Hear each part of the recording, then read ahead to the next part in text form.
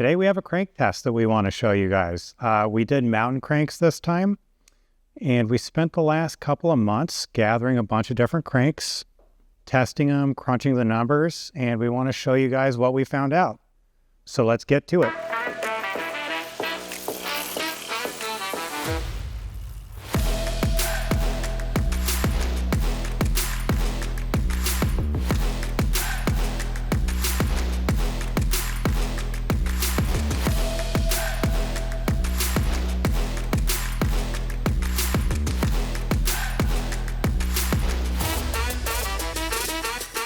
So we've done testing for probably more than a decade. I think we've got about 70 cranks in our catalog already that we've tested. And this is the first time we've done mountain cranks, so we're fairly excited to share that with you. We do want to point out that the test results from this test are not directly comparable to our previous road crank tests. These arms are shorter, smaller chain ring, so the results definitely won't cross over. So don't go looking at the old test thinking, you know, one's significantly flexier than the other because the crank test itself is different. So a little bit about the testing. For those that want really in-depth, we've got it all on our blog, which we'll post a link to in the description. All the maths, the parameters, everything is listed in absolute detail there. You can spend hours reading it and mulling over it. But to do a quick summary, we're basically just measuring the deflection of the cranks to figure out what's stiffer, what's more efficient. The reason that you would want to know the deflection is to deflect the crank, it's obviously absorbing your energy in the process of deflecting the crank. A lot of people will know that, you know, this is basically a oddly shaped, very stiff spring. So the energy that's going into here is actually being stored and then returned to the system. The big question is it returned in a way that's beneficial or a way that's negative or even neutral? And that's a little outside the scope of this. We will give you a good comparison of what cranks are stiffer, what are lighter. Jason Krantz, the engineer that we worked with in doing this test, who, again, big thanks to, he modeled a crank for us for a previous test, and it showed that roughly 14 watts was being absorbed into the crank arm, and then obviously returned in some form. We do know that with mountain biking, because it's less steady state than road biking, stiffness does play a bit of a bigger role. Whenever you go from pedaling to braking, any stored energy or potential energy would basically be lost because you're no longer trying to accelerate as that energy is being returned. So a stiffer crank could have a difference of 15 to 20 watts between the least stiff and the most stiff crank. We just want to give you the information to help you figure out which one's going to be best for you. So Garrett, you want to talk a little bit about the test itself? So as far as the crank test goes, the parameters were made by our friend Jason Krantz, who is an engineer. He also wrote a lot of the text in some of our old crank test blogs. The jig itself, designed by Craig Edwards during his Sweet Parts days. What I do is I apply a 50-pound load to each crank, and then I zero out all of my gauges, and then I do an applied load of 150 pounds, 60 millimeters out from the crank arm with a dummy pedal, just so it kind of gives you replicates having the ball of a foot on the crank. It gives you a real world measurement. All the cranks we used are 170 millimeters long, use 32 tooth chain rings.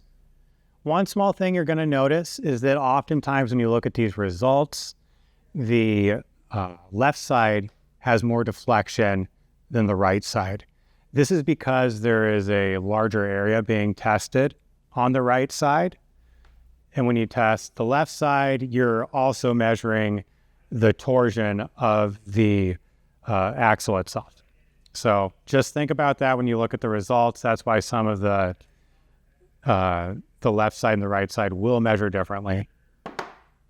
The weights for the cranks include the cranks, chain rings, and chainring bolts. Which is different from what we've done with previous testing. Correct. We used bottom bracket weights as well in the previous test. Yep, that's what we did. We reached out to a lot of manufacturers. Some of them didn't write back. Some of them just opted out of having their cranks tested. It's important to note, though, that there's no winners or losers. Like in my opinion, all these are winners because every rider requires a different crank. Every rider will need something different out of a crank.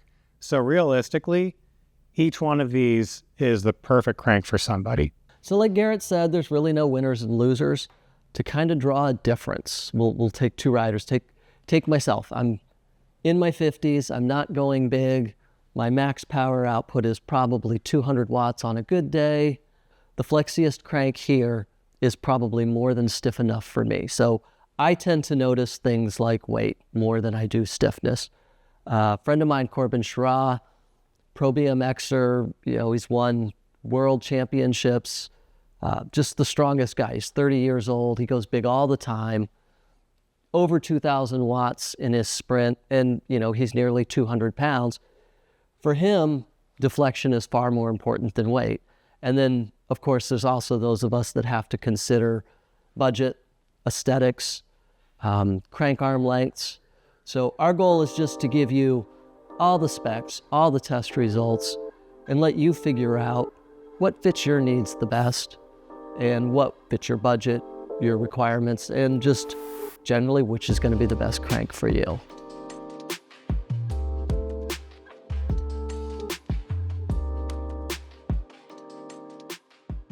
First up, we have Appleman, an American-made crank.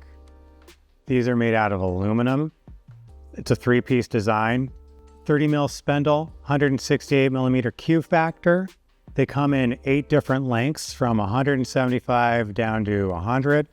And if you need to have a different length on each side of your crank, you can actually order two different size crank arms.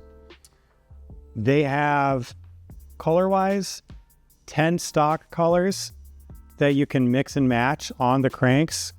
You see here an orange preload bolt and a blue crank arm. So there's 1,000 different combinations, but then they also do custom paint. So, there's so many different color options. It's insane. They have 7 different spiders.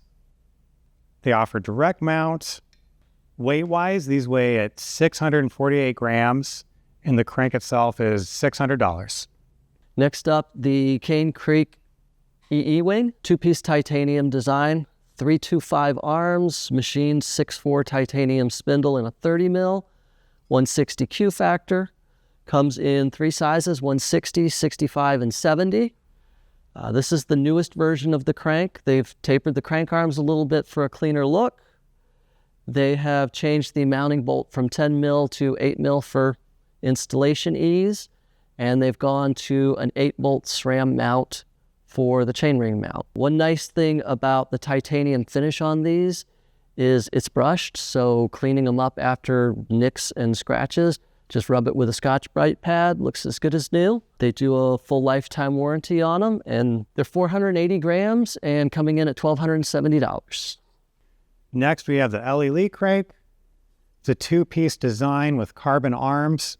As far as spindles go, you can get an alloy dub spindle or a 30 millimeter spindle. You can get a 24 millimeter tie spindle. Use the cinch direct mount standard for putting on the chain rings. Has a 162 millimeter Q factor.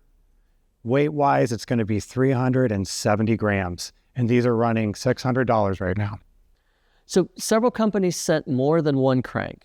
In those cases, we're probably just going to touch on their flagship crank, though we will test all of them and publish all of the results on Pink Bike as well as on our own site. So EThirteen is one of those companies. This is a new crank from them that you haven't seen yet. This is a prototype. We hope that by the time this video comes out, the embargo's over and this is public and we don't get in trouble for showing this to you so early. We're not sure what this one's going to be called, but we suspect it'll be called the Helix Carbon or the Helix Race Carbon. This is a full carbon. It's a 30 mil alloy spindle.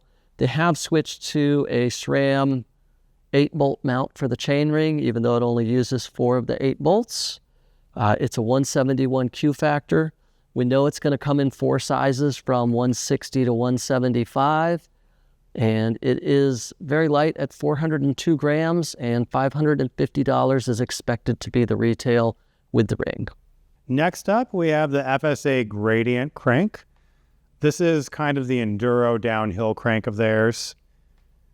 You have alloy bead blasted arms, alloy spindle, 30 mil. The Q factor is 177. It comes in 3 different lengths from 165 to 175. And they weigh 643 grams and come out to $243. All right, next up, we've got the Garbaruk XC. Made in Poland, it's 3-piece alloy crank. The arms themselves are definitely heavily influenced by Alex Pong's Magic Motorcycle crank from the 90s. It is a hollow 2-piece design that's then bonded back together. And in my opinion, this is one of the best looking cranks in the test. They're available in 30 millimeter or dub standard. The Q factor is 170. They come in 3 different arm lengths from 165 to 175. There are 8 color variations for arms, bolts, chain rings. Gives you well over 500 options for unique color combinations. This one came in at 455 grams and is $560. Next up, we have the Grigio Carbonio crank, made in Italy. This puppy is full carbon, carbon arms, carbon spindle, 30 mil spindle. You have an aluminum preloader right here. The spider is 104 BCD. So think about that. It's going to be really hard to fit a chainring on here that's smaller than a 32 tooth. Comes in 3 different lengths from 170 to 175. You can get it in a matte or a gloss finish. You can also get different colored decals on here. This gray part is a decal, so you can customize it even more. Q factor is 174, 304 grams, which makes it the lightest crank out there. Lightest in the world, folks. $1,925 for this crank. You know, something kind of shocking to me. This is the lightest crank in the world. This crank doesn't have a weight limit. Isn't that cool? That's pretty impressive. So, yeah, the Grigio Carbonio. All right, so now we've got Praxis. Praxis is another company that sent us multiple cranks. They sent 4 cranks in for testing. We're mostly looking at this one. This is the Lyft. This is their newest crank. This is a 30 mil alloy spindle, whereas their other cranks use their M30 standard, which is a 2830 tapered spindle. So this one is a little different. It's a 3-bolt SRAM mount for the chainring. It's a 172 Q factor. They do it in 165 to 175, 3 different lengths. All of their cranks are now made using their own filament winding process rather than sheets in a mold. And we'd love to tell you more about it, but honestly, they don't tell us a lot about it. We've had kind of a basic rundown, but we haven't had real in-depth schooling on how they're making these. But regardless, this ends up at 446 grams and is only $490. Next up, we have the QO Rocks crank.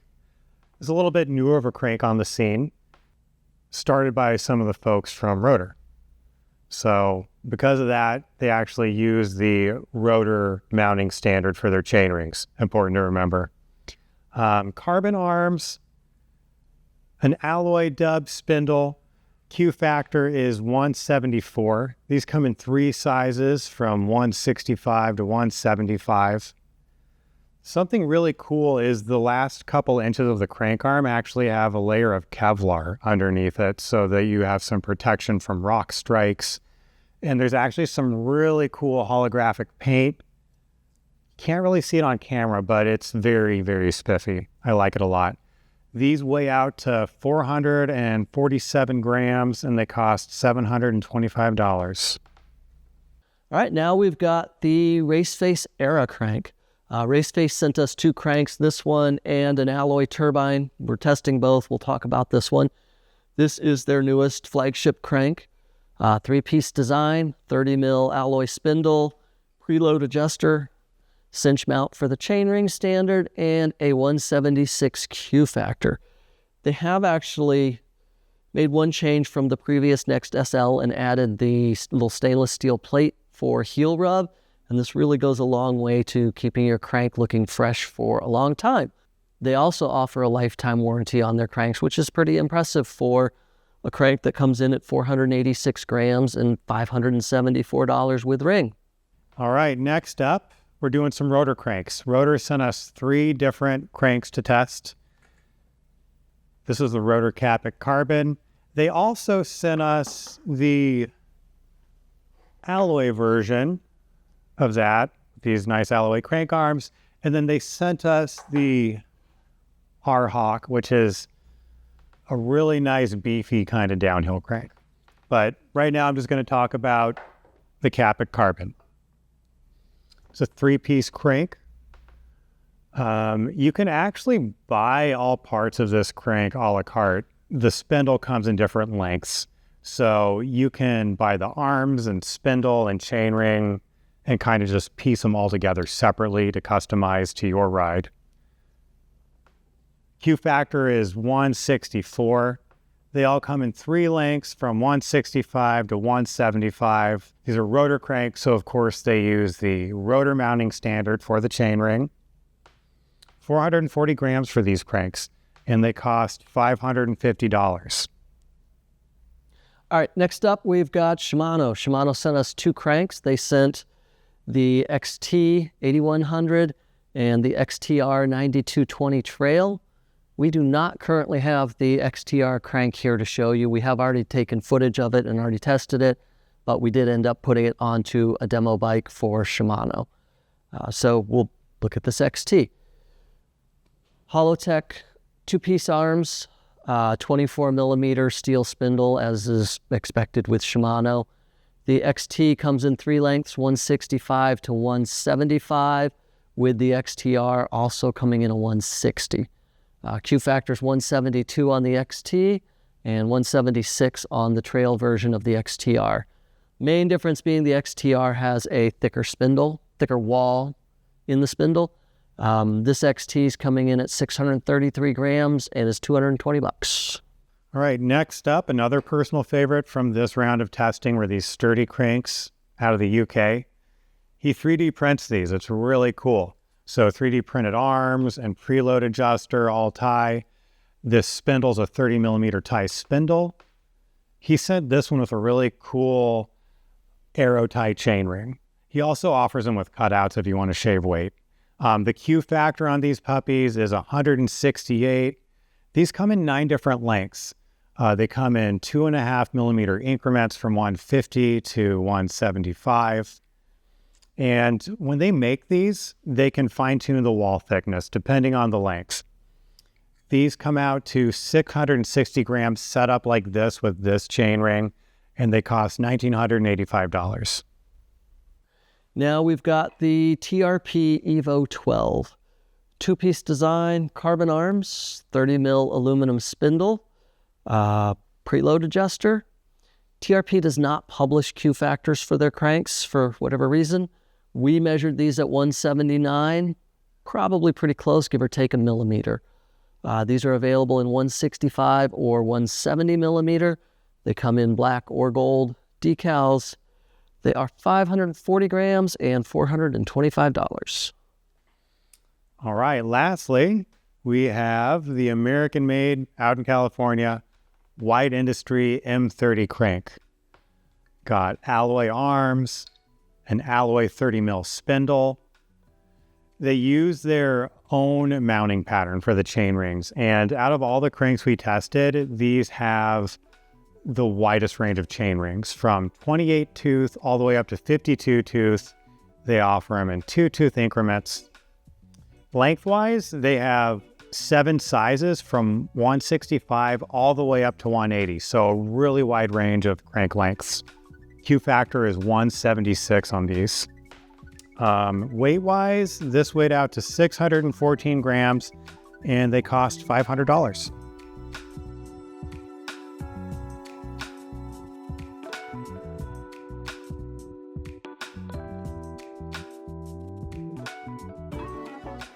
Next, what we wanted to do go over our testing method, I want to walk you through it step by step, and I wanted to introduce you to the jig that we use to do all the tests on. So let's do a little step by step, and you can see what I do when I test the cranks. So this is the test jig that we use, designed by Craig Edwards, a good friend of the shop and founder of Sweet Components. We've used it for all the crank tests that we've conducted, as well as handlebar and stem testing. There's a place where I can put a stem and test stem deflection, and I can also install handlebars in the stem and test handlebar deflection.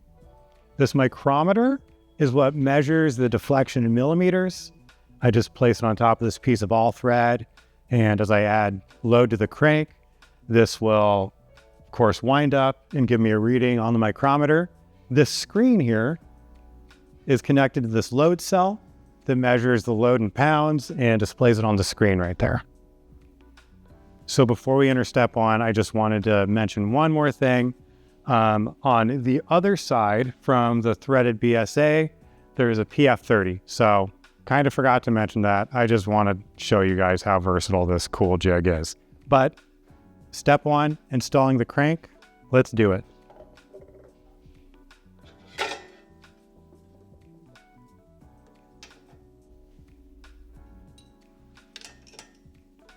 The crank is on. Let's throw on the pedals. For the test, we have a special pedal. It's essentially just a spindle so that the load cell can fit nicely around it, and then it will add a load by pulling up on the spindle. So that's how that works.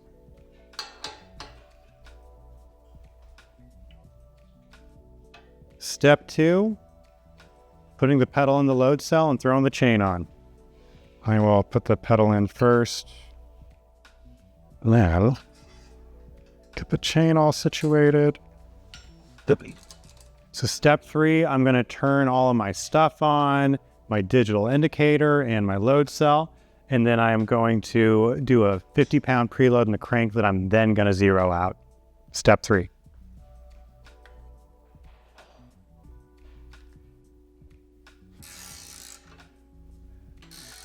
All right, so now that I have added a preload of 50 pounds and zeroed it out, what I'm going to do is add one full load to the crank arm and then reset it. What this does is it allows all the parts of the system to settle, the chain rings, the crank, and then what I'll do is I'll test each crank arm 3 different times, take the average of that, and that's going to be our deflection. So let's add 150 pounds of this and then reset. All right, bringing it back down. Now we can add it back, but first what I'm going to do, I'm going to put my digital indicator, I'm going to position it on top of this piece of all thread. I'm going to zero this out. And with this in position like this time when we measure the load, we can measure the deflection in millimeters.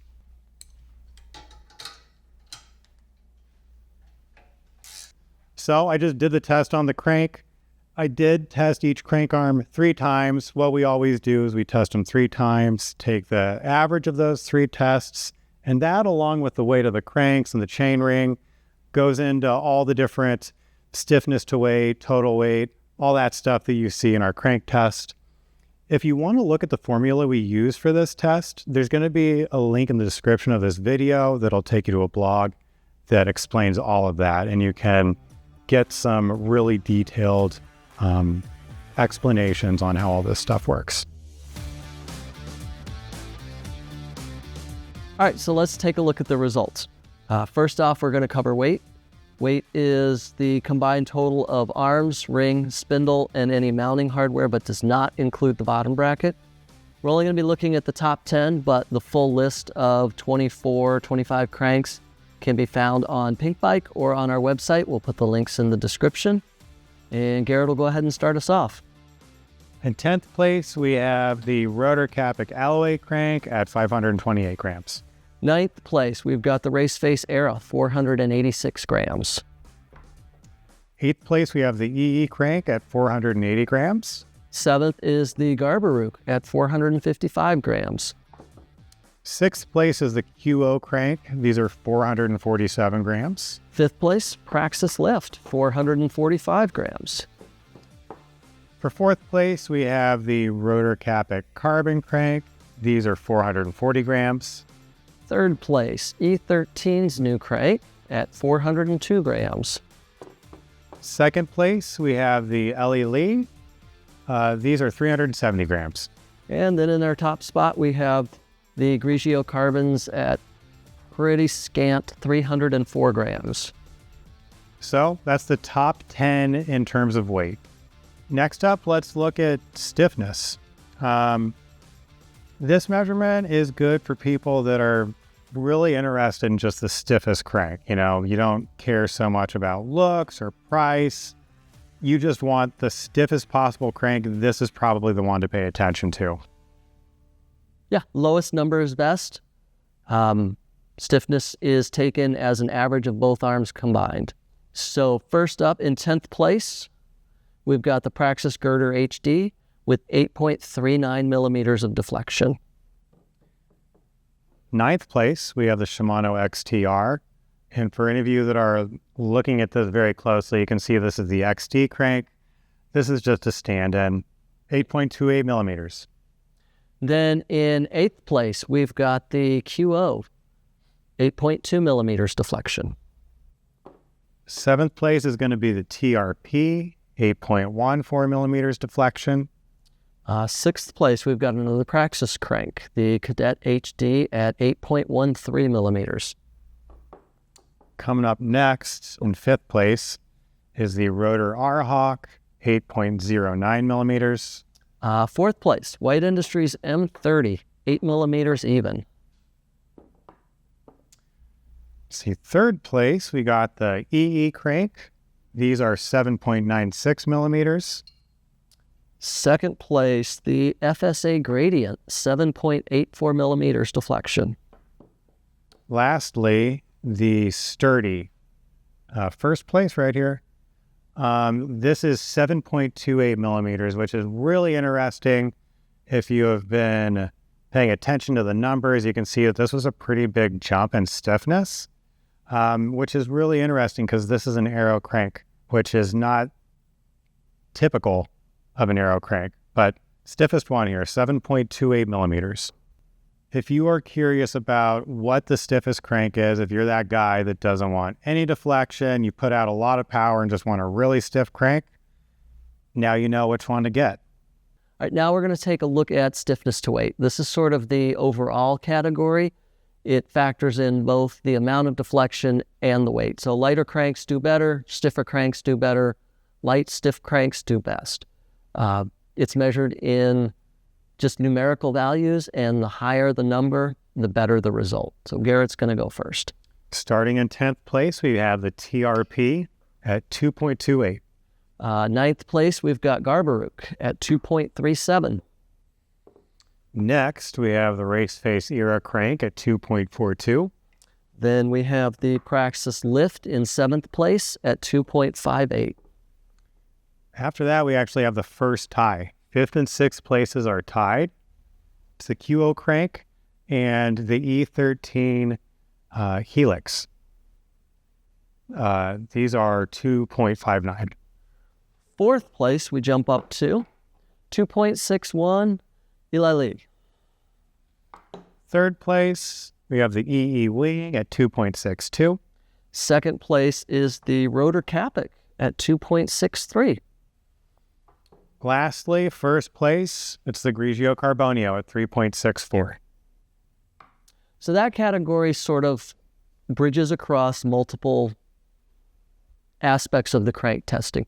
One other that some people like to look at is take the stiffness to weight category and divide it by the cost of the crank to sort of find the best value in stiffness to weight to price. We did not actually do that, but the full results are on our site. They're on Pink Bike.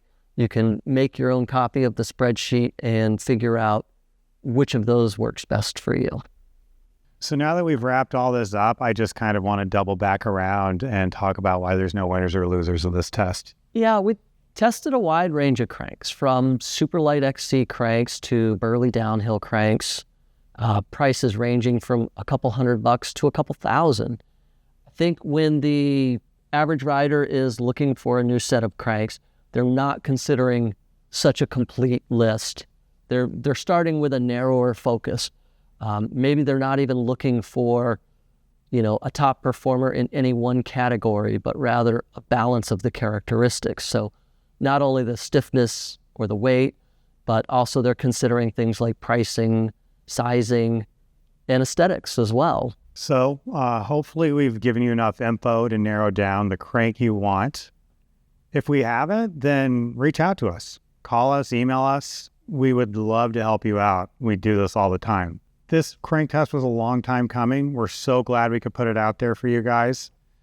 Comment. Let us know what you like. Let us know if you have any questions in the comments. Like and subscribe. Tickle the little bell icon. You'll get notified whenever we release a video. And me and Jason and Colt will see you guys next time.